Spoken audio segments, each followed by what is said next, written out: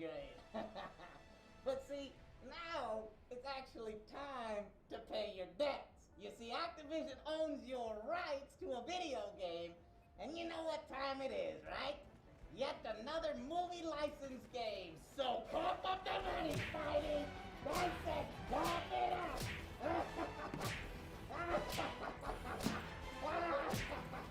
Yeah, like a little spider pinata!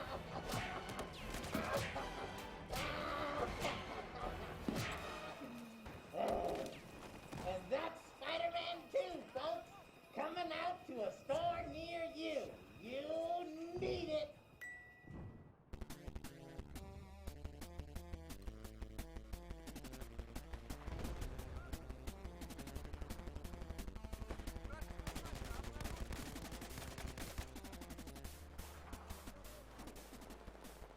Well, The Amazing Spider-Man 2 is out in theaters, and you know what time it is. It's time for Activision to kick its old workhorse Spider-Man studio, Beenox, in the stomach until it spits out another game for them to milk.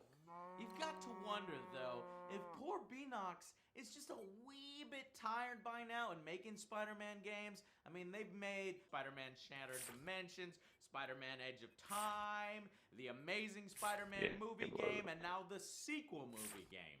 And they've also at least ported 2 or 3 of the older Spider-Man games to PC.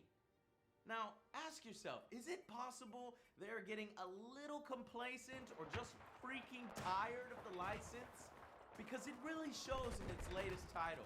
It lacks creativity and feels like a retread of what we've already seen 100 times with little new effort and innovation.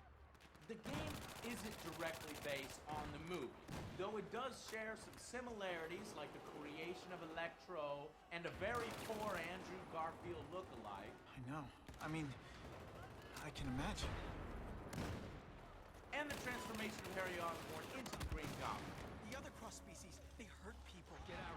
Kill people. Just get out. I can't give you my blood until I know right. it's safe. I can't trust promise. anyone. I'll find out. I'm on my own. Mr. Osborn, No, just go.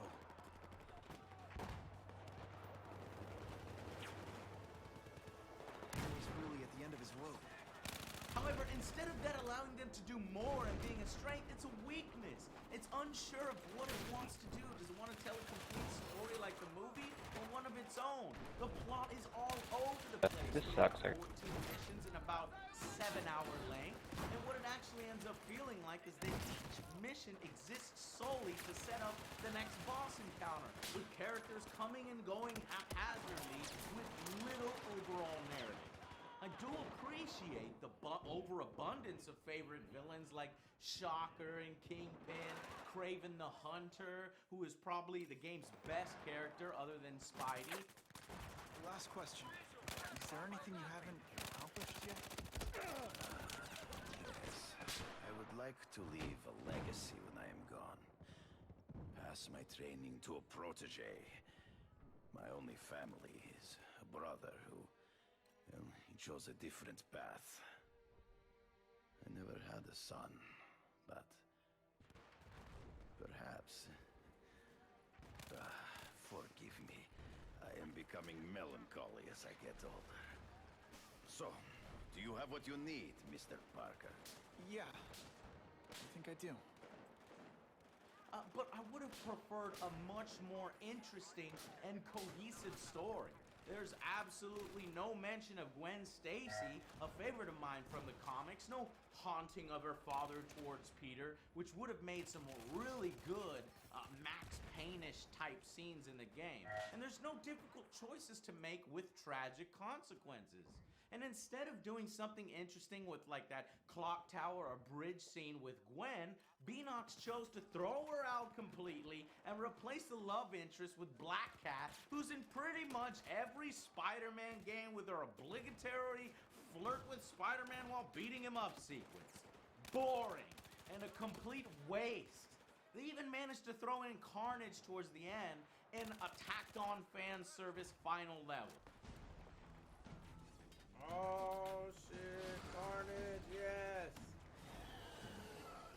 I'm all for Carnage. I love him. but I'd like for him to make sense within the story and mean something, not just have it be there for a sake of a stupid, cheap way to sell copies to fans. And just like the movie, Carnage is a product of Oscorp in this new trend where everything is Oscorp's fault.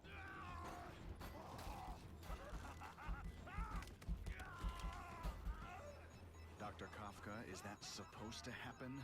No, I'll shut it down.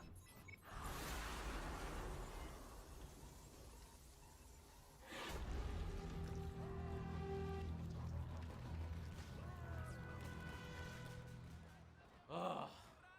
However, if all you're looking for is fan service, there's plenty here, and you just may forgive many of the game's shortcomings. Hell, Stan Lee even has a significant role in the game, being the curator of a local comic book shop who has a personal relationship with Peter as a sort of mentor. I actually dig it because I adore Stan Lee. The dude is just plain likable, and the comic book shop idea was a good one. You can visit things that you collect in the city, such as entire comic books to read, figurines of the characters in the game, and even an arcade machine. Unfortunately, the arcade is just a crappy horde mode, where you fight endless wave of enemies as long as you're able, but it doesn't take away from the cool idea. It's a shame, then, that the rest of the game isn't at all as inspired. In fact, it has some extremely puzzling, outdated graphics. The game looks like it was from 2007. This individual is a dangerous psychopath. He commits acts of extreme carnage and brutality.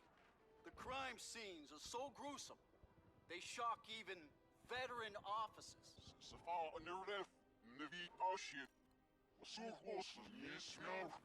Many of Beanox's own Spider-Man games managed to look just as good, if not better than this 2014 release.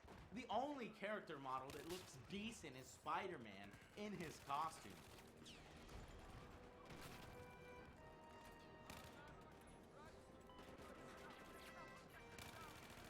This is absolutely unacceptable on Xbox One, PlayStation 4, and PC. You'd think for the next generation, they'd be ashamed to parade it out on those consoles, but I guess their thinking is, let's port it to next gen to make sure we maximize the audience it reaches, no matter how shitty it looks. Join the club. You okay? Yeah, it's just... I trusted someone I shouldn't have. Put simply, Amazing Spider-Man 2 is lazy, formulaic, obviously copy and paste,